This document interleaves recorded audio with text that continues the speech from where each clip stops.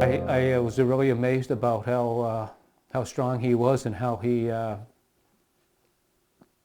just kept fighting. During the final days of Donate Life Month, one local family encourages you to register as an organ donor by sharing their story of loss and hope.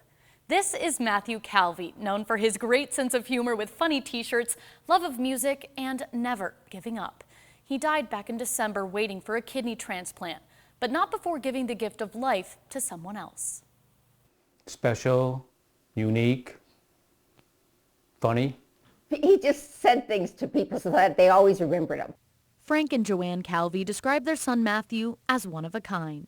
Born with a diagnosis of Lowe syndrome, he made it through certain physical limitations, but always continued to live his life to the fullest. He was in and out of the hospital so much, but he just went along with it. I can't imagine how many times he was poked. It had to be thousands, you know. And he always said, "No, I'll be fine, I'll be fine." And he always was. One of those many times in the hospital was for a kidney transplant. In the U.S., roughly 109,000 people are waiting for a life-saving organ. Around 9,000 of those are in the state of New York. One person is added to that waiting list every 10 minutes. Like Matthew, more than 80% of those are waiting for a kidney. Matthew's sister Katie donated one of her kidneys to him. For a year and a half, both Matthew and Katie recovered. But for Matthew, it didn't last. It didn't work, and nobody could tell you why it doesn't. You know, all I could say is something's going wrong, and everybody's different. Matthew went on dialysis and waited. He had a lot of hope that he was going to get better. So that's what I meant by he was strong. In early December, he was declared brain dead. That's when the Calvi family received a call from Adam Cox with Donate Life. When I called Mr. Calvi, I spoke to him late in the evening after he had made a very difficult decision and received some very difficult news about his son. The call to ask the family about Matthew becoming an organ donor himself. I says, you know, he's on a lot of drugs. I says, I don't think his liver is any good. Because he said, that, you know, he had a... And he said, oh no, we did tests on it and his liver's really good. There are a lot of misconceptions that with certain health conditions or with age that you might not be eligible to save lives through donation. Another battle, getting people to register. Nationally, 95% of Americans are in favor of being an organ donor, but only 58% are registered. In Broome County, that number is 55%. One of the stigmas they're working to combat is fear over standard of care for those registered. The hospital does not have access to the state registry, so unless they see the license with the organ donor on there, most of the time the hospital staff doesn't even know if you're a registered donor or not.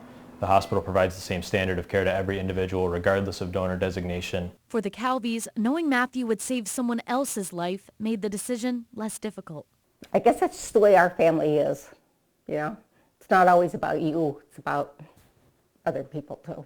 Matthew's liver's gone to some young man who he had it before Christmas. So he got to celebrate a good Christmas. One organ donor can save up to 8 lives. A tissue and eye donor can reach anywhere from 75 to 100 people. Some people don't realize the need for it unless it happens to you. Cox says it's important families have conversations about their wishes regarding donation. As for the Calvi family, they hope to one day meet Matthew's organ recipient. But for now, know his life lives on. Putting their own grief aside, putting their own heartbreak aside, to still be heroic and to make Matt a hero and save somebody else's life is truly tremendous. Now, there are multiple ways to sign up as an organ donor. One of the most common at the DMV, where you have the classic heart on your license that many of you are probably familiar with. But you can also sign up when you register to vote or through different websites. For links and for other information regarding organ donation, you can head to our own website. That's WBNG.com. Now, numbers have improved, especially in the past decade. 43% of adults in New York are registered as organ donors. In 2012, that number was only 18%. Tonight at 11, we'll continue the conversation and talk about why the need continues to grow and address misconceptions surrounding donation. All that later tonight on 12 News at 11.